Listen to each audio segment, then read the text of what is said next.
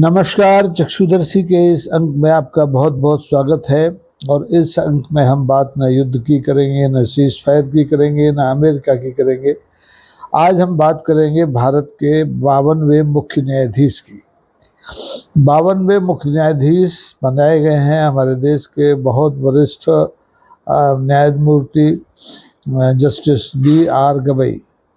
B.R. Gavai माने भूषण रामकृष्ण गवई। भूषण रामकृष्ण गवई साहब अगर चाहते तो वकालत में आने की बजाय, न्यायपालिका में शामिल होने की बजाय राजनीति कर सकते थे, क्योंकि उनके पिता खुद एक राजनीतिक दल के संस्थापक रहे हैं, लोकसभा के सदस्य रहे हैं, कई राज्यों के, कम से कम 3 राज्यों के राज्यपाल रह चुके थे। लेकिन मुझे लगता है कि भूषण रामकृष्ण गवई, जस्टिस भूषण रामकृष्ण गवई के मन में राजनीति का कोई सपना कभी आया नहीं। इसलिए उन्होंने पहले लोक अभियोजक के तौर पर, सरकारी वकील के तौर पर, फिर बम्बई हाई कोर्ट में न्यायाधीश के तौर पर, और बाद में सर्वोच्च न्यायालय में न्यायाधीश के पद से होते होते आज मुख्य न्यायाधीश के पद पर पहुंचने की लंबी यात्रा पूरी की है। मैं जस्टिस B.R. गवई साहब को बहुत बहुत बधाई देना चाहता हूं चक्षुदर्शी के परिवार की ओर से। साथ ही मैं एक विमर्श की भी शुरुआत करना चाहता हूं, जो हो सकता है कि प्रासंगिक हो और प्रासंगिक ना भी हो। आपको मालूम है कि जस्टिस B.R. गवई साहब के पास कुल 6 महीने का कार्यकाल है, और उनसे पहले जो हमारे चीफ जस्टिस थे माननीय संजीव खन्ना साहब, उनके पास भी मात्र 6 महीने का कार्यकाल था। तो अब सवाल ये है कि क्या 6 महीने का कार्यकाल किसी भी विशाल देश के सर्वोच्च न्यायाधीश को पर्याप्त है? क्या ये इस पर पुनर्विचार नहीं किया जाना चाहिए कि या तो जो हमारे देश के मुख्य न्यायाधीश हैं उनके लिए न्यूनतम कार्य दिवस तय किए जाएं? वो 1 साल हो सकता है, वो 1.5 साल हो सकता है, वो 2 साल हो सकता है। और या फिर ये किया जाए कि अगर उनकी सेवानिवृत्ति में कम समय बचा है तो उनका कार्यकाल विशेष सूचना के जरिए बढ़ाया जाए। उसे कम से कम 1-1.5 साल तो किया ही जाना चाहिए। अन्यथा 6 महीने के कार्यकाल में कोई भी मुख्य न्यायाधीश देश की जो न्यायपालिका है, जो न्यायिक प्रणाली है, जो न्यायिक व्यवस्था है, जो न्यायिक अध्याय हैं, उनमें कोई नई चीज़ जोड़ नहीं सकता, शामिल नहीं कर सकता। हमारे सामने कई उदाहरण हैं। अभी ताज़ा उदाहरण खन्ना साहब का ही है कि उन्होंने अपने संक्षिप्त कार्यकाल में किसी भी महत्वपूर्ण फैसले पर, किसी भी महत्वपूर्ण मामले पर फैसला देने से संकोच किया। और उनके ऊपर तो दुर्भाग्य से देश की सत्तारूढ़ दल के सांसद निशिकांत दुबे ने देश में आंतरिक जो क्लेश हो रहा है, आंतरिक जो दंगे हो रहे हैं, गृह युद्ध कथित तौर पर, मुझे तो नहीं दिखाई देते लेकिन दुबे जी को दिखाई देते थे, उसके लिए उन्होंने माननीय चीफ जस्टिस साहब खन्ना साहब को जिम्मेदार ठहराया था। तो यानी वो बहुत दुखी मन से काम करके गए हैं, और उन्होंने एक तरह से जो प्रकरण उनके सामने आए थे उनको नए मुख्य न्यायाधीश के पाले में या उनके कार्यकाल के लिए बढ़ा दिया। उन्होंने कोई फैसले नहीं दिए। और मुझे लगता है कि जस्टिस B.R. गवई के साथ भी ऐसा ही होने वाला है, ऐसा ही होगा। ना भी हो, जस्टिस गवई और जस्टिस खन्ना में फ़र्क है, व्यक्ति दोनों अलग अलग है, दोनों की पृष्ठभूमि अलग है, दोनों का कामकाज करने का तरीका अलग है। लेकिन मेरी मान्यता यह है कि 6 माह के संक्षिप्त कार्यकाल में 140 करोड़ के देश का मुख्य न्यायाधीश कोई क्रांति नहीं कर सकता।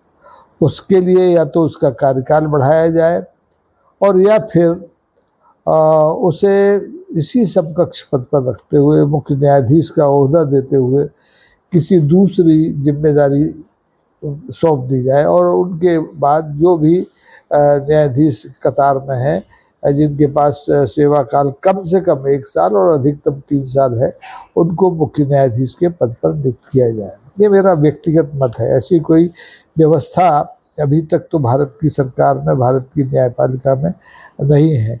जो वरिष्ठतम न्यायाधीश होते हैं उनके नाम की सिफारिश निवर्तमान न्यायाधीश करते हैं और उनको मुख्य न्यायाधीश बनाया जाता है। अपवाद हैं, कई अपवाद ऐसे हैं जिसमें इस तरह की सिफारिशें नहीं मानी और सरकार ने अपनी पसंद के न्यायाधीश को मुख्य न्यायाधीश के पद पर बैठाया। लेकिन आज ज़रूरत इस बात की है कि ऐसे प्रसंग में, ऐसे विशेष प्रसंग में सरकार को, हमारी न्यायपालिका को, हमारे प्रबुद्ध जनों को इस बात पर विचार करना चाहिए कि क्या देश के मुख्य न्यायाधीश का न्यूनतम कार्यकाल 6 महीने होना पर्याप्त है? मेरे ख्याल से तो नहीं है। मैं बार बार कहता हूँ, जस्टिस B.R. गवई के प्रति मेरे मन में तमाम सम्मान इसलिए है कि उन्होंने पद ग्रहण करने से पहले ही ये ऐलान कर दिया कि वो सेवानिवृत्ति के बाद कोई राजनीतिक दायित्व तो नहीं संभालेंगे। ये स्पष्टीकरण उन्होंने क्यों दिया ये वो जाने, लेकिन उन्होंने बहुत सही बात कही, क्योंकि उनके पहले के जो मुख्य न्यायाधीश देश के रहे हैं, जस्टिस गोगोई का नाम विशेष रूप से जिक्र मैं करना चाहता हूँ। उन्होंने पद से निवृत्त होते ही भारतीय जनता पार्टी की सदस्यता ग्रहण की और राज्यसभा में चुनकर पहुँचे। मध्य प्रदेश में भी एक हाई कोर्ट के जस्टिस हुए हैं, जस्टिस रोहित वर्मा। उन्होंने भी सेवानिवृत्ति होते ही भारतीय जनता पार्टी की सदस्यता ग्रहण कर ली। तो ये एक गलत परंपरा है और सही परंपरा वही है जो जस्टिस B.R. गवई ने बनाई है और अपने छोटे से कार्यकाल को यादगार बनाने की कोशिश वो शायद करेंगे। Justice B.R. गवई एक बहुत सामान्य परिवार से आते हैं, दलित परिवार से आते हैं, देश के दूसरे दलित मुख्य न्यायाधीश हैं। मैं इसका बहुत विशेष उल्लेख नहीं करना चाहता। दलित हो, सामान्य हो, पिछड़ा हो, अति पिछड़ा हो, इसका इस बात से कोई महत्व नहीं है कि वो इस सर्वोच्च पद पर पहुँचे। ये उनकी योग्यता है, उनका अनुभव है, उनका अधिकार है, उन्हें मिला है। वो दलित ना होते तो भी उन्हें मिलता, और दलित हैं तो भी मिला। तो दलित खुश हो सकते हैं, लेकिन मेरे ख्याल से इस समय जब देश में तरह तरह की जातियों को लेकर के राजनीति हो रही है, तब हमें इस विषय पर बात नहीं करना चाहिए। हालांकि सोशल नेटवर्क पर मैं देख रहा हूँ कि लगातार ये उद्घोष किया जा रहा है कि जस्टिस गवई साहब एक दलित हैं, जस्टिस गवई साहब एक बौद्ध हैं और इस सर्वोच्च पद पर पहुँचने वाले पहले बौद्ध हैं। जस्टिस गवई साहब का कोई भी धर्म हो, उसका उनके कामकाज पर कोई फर्क पड़ने वाला नहीं है, क्योंकि जो भी देश का मुख्य न्यायाधीश होता है, वो जो भी फैसले करता है, उसके सामने जो भी प्रकरण आते हैं, वो उनको कानून के दायरे में करता है, दलीलों पर करता है, नज़ीरों पर करता है। उसके लिए धर्म वर्म कोई मतलब नहीं रखता है। धर्म के आधार पर तो अब दुनिया में क्या हो रहा है आपको पता है। 22 अप्रैल को इस देश में धर्म के आधार पर हत्याएं की गई। इससे पहले धर्म के आधार पर बुलडोजर चलाए गए देश में। तो धर्म को मैं बहुत महत्वपूर्ण चीज़ नहीं मानता, लेकिन मैं महत्वपूर्ण मानता हूँ जस्टिस गवई के मुख्य न्यायाधीश पद पर पहुँचने तक। वो एक सामान्य परिवार से आए हैं, वो झोपड़ी में रहे हैं, उन्होंने गरीबी देखी है, उन्होंने दलित अत्याचार देखा है, और उन्होंने, मैं तो कहीं पढ़ रहा था कि वो इतने ईमानदारी से काम करने वाले आदमी हैं कि उन्हें एक बार घर खरीदने के लिए पैसों की ज़रूरत पड़ी और कम हो गए पैसे, तो उन्होंने अपनी कार बेच दी और अपने स्कूटर से कोर्ट जाते रहे, एक न्यायाधीश के रूप में भी। तो ऐसा ज़मीर वाला, ऐसा क्या कहना चाहिए, खरा सोना बहुत कम लोगों के पास होता है, जैसा जस्टिस B.R. गवई के पास है। तो मुझे लगता है जस्टिस B.R. गवई के सामने अगले 6 महीने में जो मुख्य मुद्दे आएंगे उन पर वो अपने ढंग से फैसले करेंगे और उनके फैसले नज़ीर बने, ये उम्मीद की जानी चाहिए। जस्टिस गवई अतीत में भी संविधान पीठ की उन संविधान पीठों में सदस्य रहे हैं जिन्होंने जम्मू कश्मीर से धारा 370 हटाने के फैसले को बरकरार रखा, सरकार के फैसले को, जिन्होंने नोटबंदी के मामले में सरकार के फैसले को बरकरार रखा। तो इन फैसलों के आधार पर आप ये तय नहीं कर सकते कि जस्टिस गवई सत्ता प्रतिष्ठान की ओर उन्मुख होकर फैसले करते हैं। मुझे लगता है कि जस्टिस गवई और जस्टिस गवई की बजाय जो भी इस सीट पर बैठता होगा वो कानून के दायरे में ही फैसला करता होगा।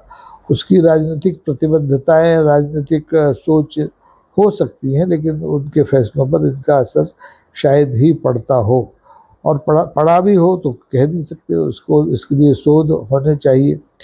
लेकिन मुख्य मुद्दा यह है कि इस देश के मुख्य न्यायाधीश का, सर्वोच्च न्यायालय के मुख्य न्यायाधीश का कार्यकाल न्यूनतम 1 वर्ष तो होना ही चाहिए। इसके लिए चाहे तो कानून में संशोधन किया जाए, चाहे जो हमारी पद्धति है सर्वोच्च न्यायाधीश बनाने की, मुख्य न्यायाधीश बनाने की, उसमें तब्दीली की जाए।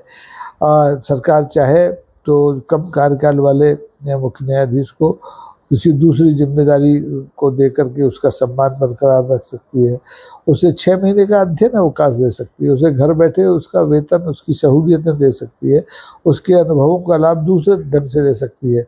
आप देखिए कितने सुधारों की बात हम करते हैं, चुनाव सुधारों की बात हम करते हैं, समाज सुधार की बात हम करते हैं, हमें तो हर चीज़ में सुधार की ज़रूरत है। तो ऐसे मुख्य न्यायाधीश जिनके पास कार्यकाल मात्र 6 महीने का है, तो उनको इस तरह के कामों में व्यस्त किया जा सकता है, और उनके पीछे कतार में जो जो दूसरे महानुभाव खड़े हैं उन्हें मौका दिया जा सकता है। मध्य प्रदेश में और देश के कई हिस्सों में ऐसी नज़ीरें हैं, खासतौर पर पुलिस का जो मुखिया होता है, या जो प्रशासन का मुखिया, IAS IPS मुख्य सचिव होता है, पुलिस महानिदेशक होता है, तो उसमें वरिष्ठता क्रम तो माना जाता है, लेकिन जिसके पास कार्यकाल ज़्यादा होता है उसे मौका दिया जाता है, और जिसके पास कार्यकाल कम होता है उसको उसकी हक तो दिया जाता है, उसको उसका पदनाम दिया जाता है कि वो पुलिस महानिदेशक है, लेकिन उसको कभी होमगार्ड दे दिया जाता है, कभी उसको फायर ब्रिगेड दे दिया जाता है, जिसमें उसका कम जो बचा हुआ कार्यकाल है उसमें कोई उल्लेख नहीं उसे करने का अवसर नहीं रहता है। तो इस तरह से ये इस बारे में भी चिंतन देश को करना चाहिए कि देश के मुख्य न्यायाधीश का कार्यकाल न्यूनतम कितना हो। 6 महीने में तो कोई बात नहीं चलती, 6 महीने में कोई सल्तनत में बैठ के क्रांति नहीं कर सकता। हमारे यहाँ देश में कई प्रधानमंत्री हुए हैं जिनका कार्यकाल 4 महीने, 6 महीने, 7 महीने रहा है, लेकिन वो सिर्फ नाम के प्रधानमंत्री रहे, वो ऐसा कोई फैसला नहीं कर पाए जो कि देश के राजनीतिक इतिहास में दर्ज हो। ऐसा ही मुझे लगता है कि जो जितने भी मुख्य न्यायाधीश हमारे देश में हुए हैं जिनके पास कार्यकाल बहुत कम रहा है, 6 महीने तो फिर भी ठीक है, इससे भी कम कार्यकाल के मुख्य न्यायाधीश रहे हैं देश में, और अधिकतम कार्यकाल के भी रहे हैं। तो सरकार को इस बात पर, और देश के सर्वोच्च न्यायालय को खुद इस बात पर सोचना चाहिए कि क्या देश के मुख्य न्यायाधीश को काम करने के लिए न्यूनतम 365 दिन दिए जाएं या न दिए जाएं। 6 महीने की अवधि, 3 महीने की अवधि, 2 महीने की अवधि बहुत न्यून होती है, और ये बड़ा हास्यास्पद है। इस प्रक्रिया को, इस व्यवस्था को बदले जाने की ज़रूरत है। हमने बहुत सी चीज़ें बदली हैं, न्यायपालिका में बदली हैं, कार्यपालिका में बदली हैं, विधायिका में बदली हैं, तो यहाँ भी ये परिवर्तन हो सकता है। बावजूद इसके मैं देश के सर्वोच्च न्यायालय के मुख्य न्यायाधीश जस्टिस भूषण राम कृष्ण गवई को बहुत बहुत बधाई देता हूँ, और उम्मीद करता हूँ कि जब तक व्यवस्था नहीं बदली है तब तक वो अपने 6 महीने के कार्यकाल को स्वर्ण काल के रूप में दर्ज करा कर जाएंगे। उनके सामने इतने मामले लंबित हैं, इतने विवादास्पद मामले लंबित हैं, इतने महत्वपूर्ण मामले लंबित हैं, यदि उनमें से आधों पर भी उन्होंने फैसला सुना दिया तो उनका नाम स्वर्ण अक्षरों में दर्ज हो सकता है।